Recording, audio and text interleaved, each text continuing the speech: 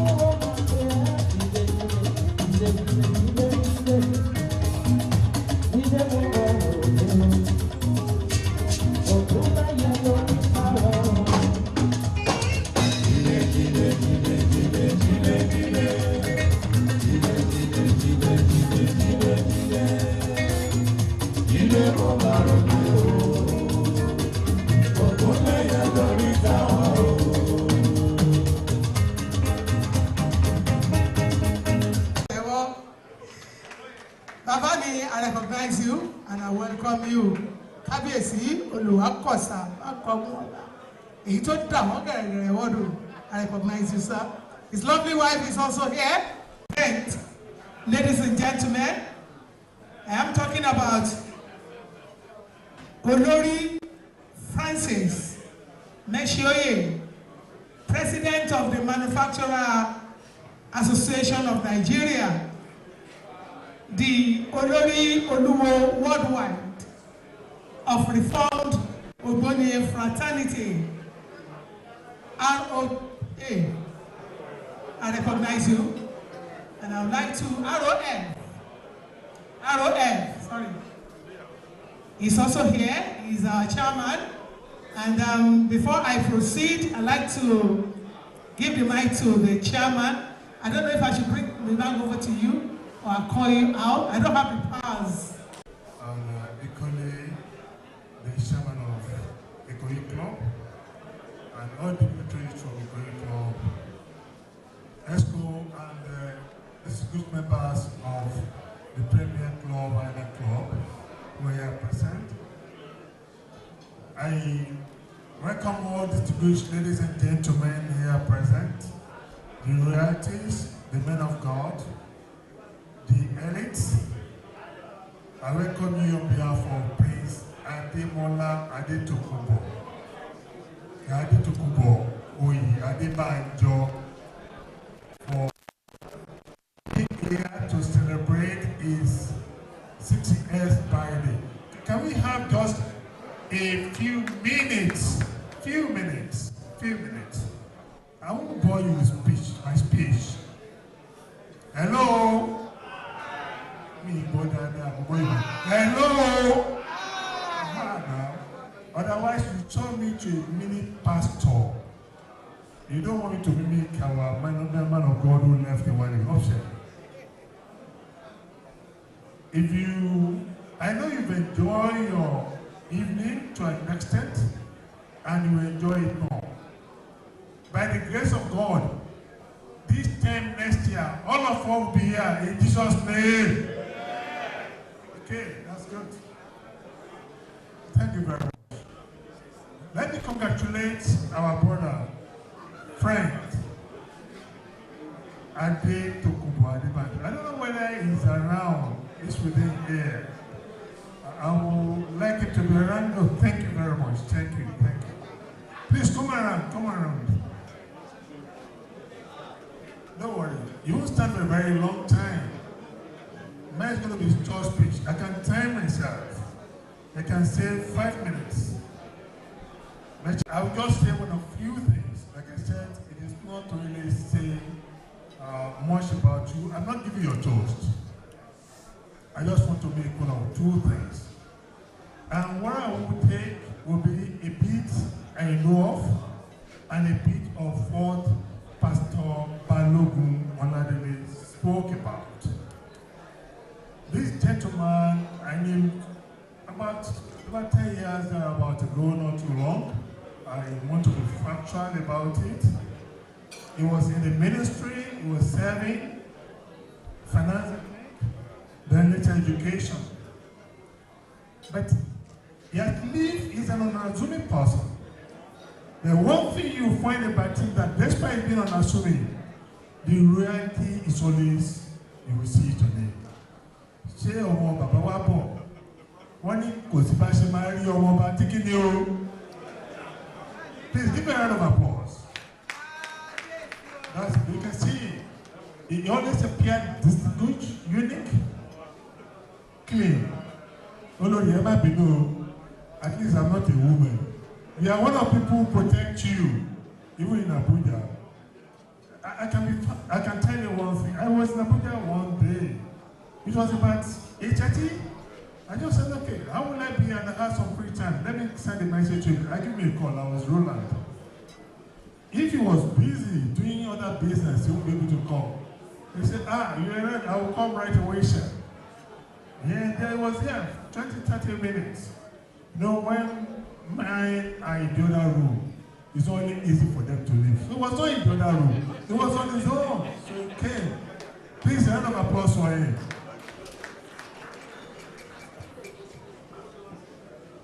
Besides this, he has lived a very good life. 60 years, that's about 35 years service in government. From what I knew of him, he never had any bad record at all. He left honorably, retired honorably, and with the grace of the Almighty, he was able to venture into new things. I look forward towards joining him in the fashion of Nigeria. Please, a round of applause for him. But like I promised you, I'll be more than 5 minutes. Let me just take a quick. Is he an influencer? Is he non-influencer? Or is he a negative influencer? Yorùbá tó ní kọ́ ọba máa ń kọ́ máa bínú ní tí ilé bá sọ ní àwọ̀lá tèmi. Wọ́n tún ní ojú la máa fi ṣe kí ni o? You see? Tẹ́já bá dẹ̀ sọ lódò. If you take all these things, you look at him, you surely know he's not a negative influencer. If he's not non-influencer, like the pastor Oladele said, you will not all be here. But besides this, I will share one small experience. I won't share the details. There was someone who called me some times ago when he was in service. He had a problem. I said, he had a problem? We thought we said, Prince. I said, really? I didn't know about the guy or otherwise the guy was. I just told him, Prince, this guy has a business, sir. Yes, he was doing this and this and this and that. He said, you know what? Do more. But what I want to say about this is that he did more, despite that the guy was hurting and taking undue advantage of his intention to uplift the guy. You knew about it. You knew about it. So he told the guy, he believed this guy's life could change if I can influence him positively. He endowed him. He invested in him. But the guy was not right to take a good advantage of beautiful opportunities. But despite that, he still went extra mile. But the guy proved himself that he cannot be improved or invested upon. A round of applause for him. That's what I knew in church space. Let me come home. My share. I joined a club not too long ago, but when I joined, my first main was to be a golfer. Okay? I was given a coach and wherever, and I have a person with me. I used to go, but I'll be busy. I will not go again. I'll go to the range, I'll play a bit, I'll improve, I will not go again. Then I'll go through the course, I'll perform a bit, I won't go again. Then I said that too. So one day he came to my house, they were talking. Even then, it was just advancing. I don't know how many handicapped people at that time. They said, you know what? You can stop that thing. I said, really? Okay, I'll just go to the club. I don't drink much. I'll go have some friends, go back to and go, and we'll just chit chat. He said, no. I'll get you someone who can really be better. Right then, he called the person who had put him through. He gave the instruction. Then we started, and when the person was giving me the key, it was in your house again. You see, you're a good influencer. So it's positive influencer. So in a nutshell, he put me back on the track of what I love to be. And here I am. I was able, I couldn't come to a good level. I said, since you're no good, you can start, just go to Alimosho. He said, okay. I said, no, I wanted to do it years back. Last year about that. Then he said, go to Alimosho. In Alimosho, you play and later you can come to read the book. And as I started, I'm not there yet, but I've improved because of the influence. A round of applause to you. So So he's a positive influencer, and that is the part I knew. He's an astute and true economist. He uses his program to do that. He's investing. Few of us know what investments he has made. He is generous, at the same time he's very focused. I think what I want.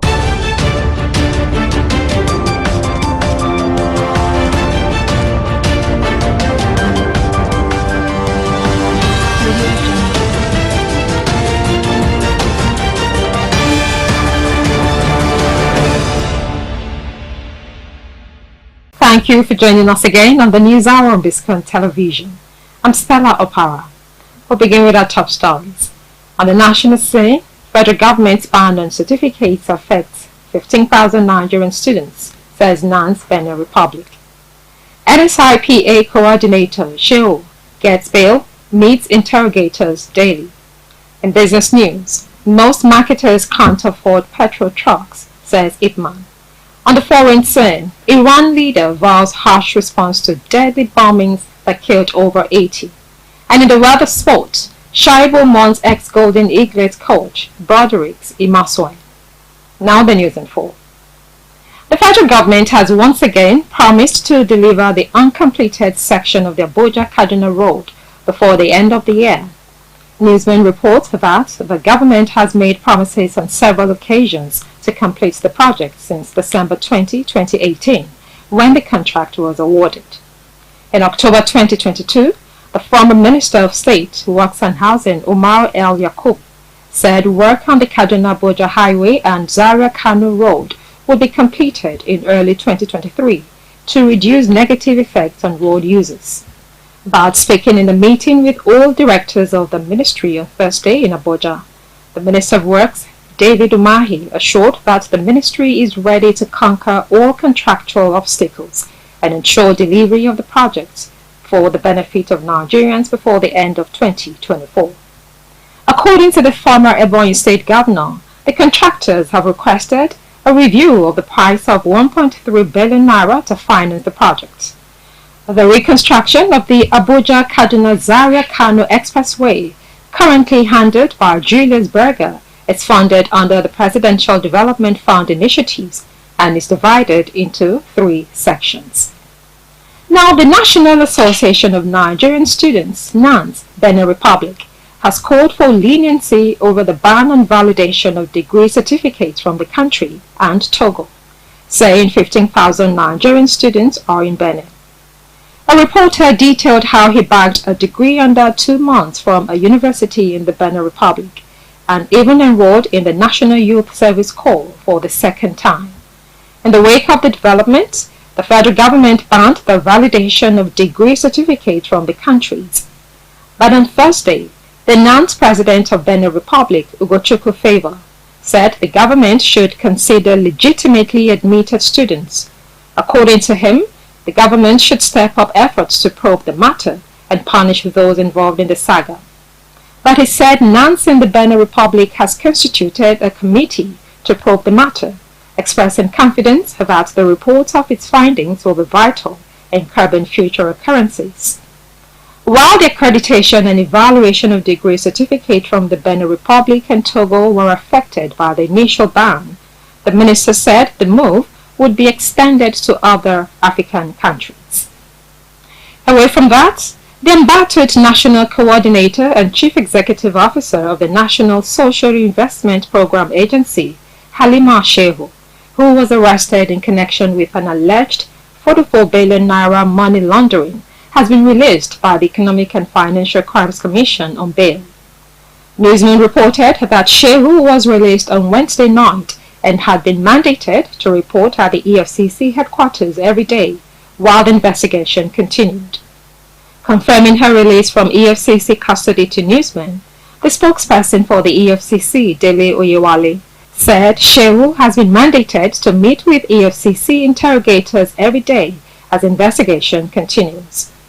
Before Shehu's appointment, she worked as the national coordinator of the Conditional Cash Transfer Program under former President Muhammadu Buhari. She also served with the Federal Ministry of Humanitarian Affairs, Disaster Management and Social Development under Sadiya Umar Farouk, who is being investigated for 37 billion naira fraud. This was between 2017 and 2022. In another story, former Minister of Women Affairs and Social Development Pauline Tallen has filed 13 grounds before the Court of Appeal, Abuja Division, to challenge the judgment of the Federal Capital Territory High Court in respect of the kangaroo public comments she made over a Federal High Court's decision. The 22-page notice of appeal was filed on her behalf by the law firm of Senior Advocate of Nigeria, Joe Keyari Gazama. Tallen, in the notice of appeal dated December 29, 2023, challenged the whole decision of Justice Peter Kekemeke, delivered on December 18, in favor of the incorporated trustees of the Nigerian Bar Association. In that judgment, the court declared that Tallen's statement was unconstitutional, careless, reckless, disparaging, a call to disobey the judgment of the court, and therefore contemptuous of the Federal High Court of Nigeria. Justice Kekemeke also granted, among other reliefs, an injunction restraining her from holding any public office in Nigeria unless she purges herself of the ignoble conduct by publishing a personally signed apology letter to Nigerians and the judiciary in 2 newspapers. You're watching Biscon TV News. Coming up next is business news. Stay tuned.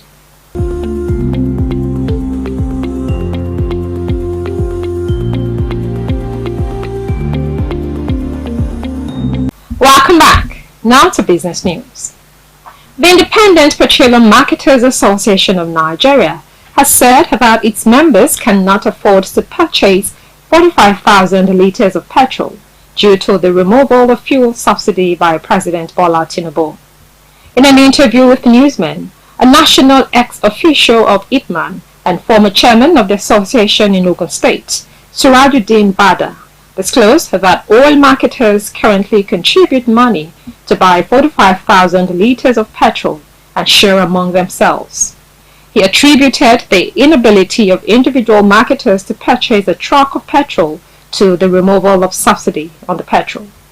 He explained that before May 29, 2023, a 45,000 litre tank of petrol used to cost below 9 million naira, but now it costs 27 million naira, which many of the marketers cannot afford. Bada, who is also the chairman of Oil and Gas Traders Association in Ogun State, maintained that the government's policies were affecting marketers negatively. We'll take another short break. When we come back, we'll bring you foreign news. Stay tuned.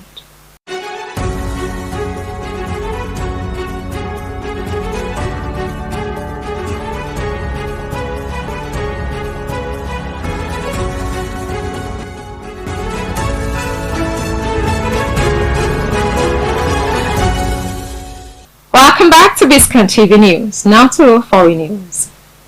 Iran's supreme leader Ayatollah Ali Khamenei has vowed a harsh response to a bomb attack on crowds marking the anniversary of spy master Qasem Soleimani.